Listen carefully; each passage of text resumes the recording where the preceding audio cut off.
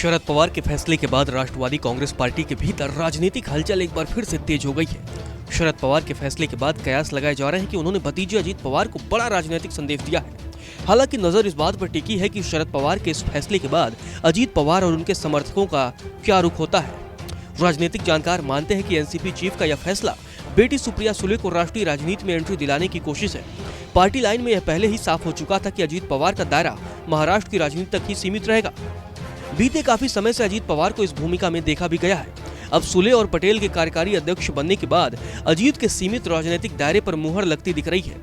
ऐसी स्थिति में इस बात का भी खतरा है कि अजीत पवार का खेमा पार्टी आलाकमान से नाराज हो सकता है, मगर यह भी देखने वाली बात होगी कि यह नाराजगी किस हद तक आगे बढ़ती है।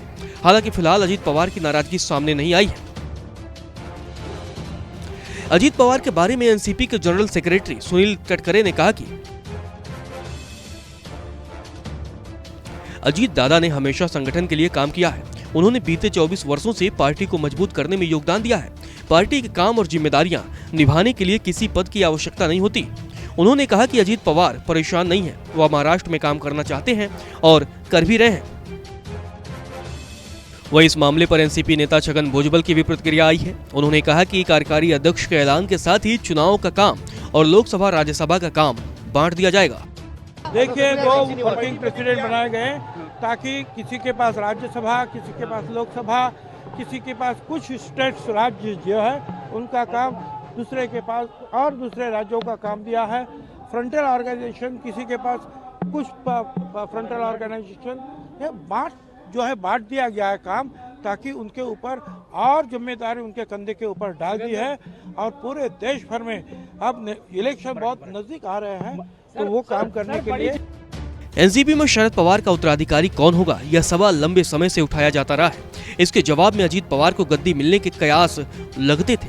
हालांकि अजीत के बगावती तेवर ने कई बार इस पर प्रश्न चिन्ह भी खड़े कर दिए।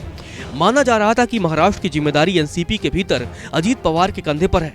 अगर कल को मुख्यमंत्री बनने का मौका मिला तो अजीत पवार का नाम सबसे आगे होगा, मगर शरद पवार ने 2 कार्यकारी अध्यक्ष बनाकर बड़ा राजनीतिक खेल कर दिया है। बहस अब अजीत पवार की तरफ से मोड़ दी गई है और इस मामले में उन्हें करीने से किनारे लगाने का प्रयास दिखता है।